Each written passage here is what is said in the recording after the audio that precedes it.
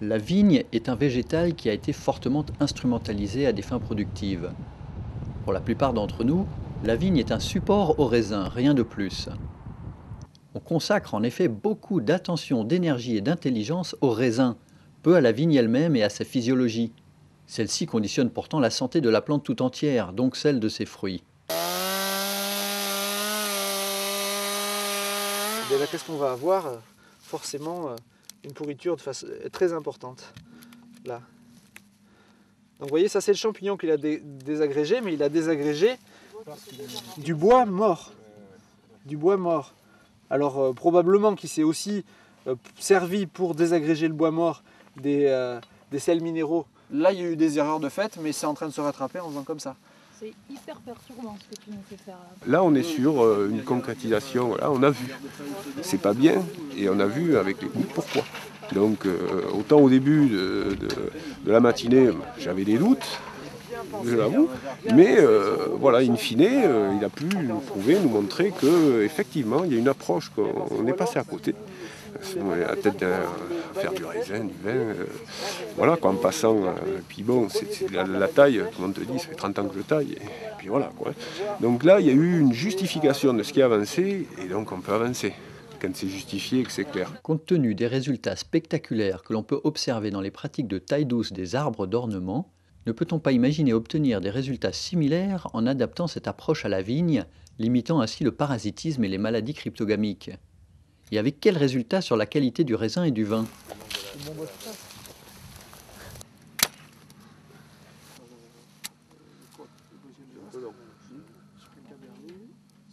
Je suis impressionné par la taille. Ça c'est la paroi 4, là on la voit vraiment bien. C'est-à-dire qu'au moment où ça a été coupé ici, là, il y avait ça de bois.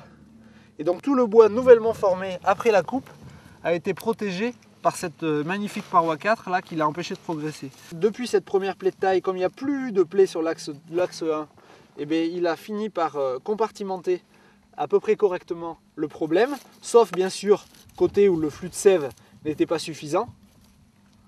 Donc le V il descend ici, mais finalement il va aussi un petit peu plus loin. Le V il descend ici, mais à l'intérieur il va un peu plus loin. Donc la mortalité elle va jusque finalement probablement au prochain diaphragme, quoi. Donc là le trajet de sève il fait ça, donc il commence déjà à faire un tour ici, il fait un deuxième tour ici, un troisième tour là il prend un virage à 90 parce qu'ici c'est complètement pourri, il va ici.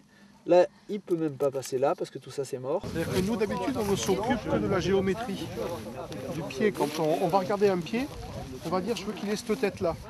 Donc je veux qu'il soit réparti comme ça, mais on ne va pas s'occuper des flux de sève.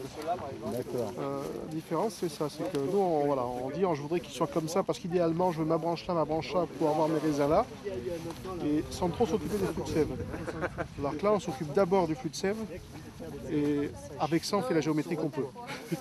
Vous voyez là, on a beau faire ce qu'on veut, quand il n'y a pas une logique dans la façon de circuler de la sève, eh bien ça, même si ici il n'y a pas eu de plaie, eh bien ça a fini par mourir à cet endroit-là, hein, parce qu'il n'y avait pas d'appel. Donc là, d'où, on pourrait dire, ah c'est l'ESCA qui a fait ça, et là c'est vraiment un problème de circulation de sève, quoi. C'est vraiment un problème de circulation de sève.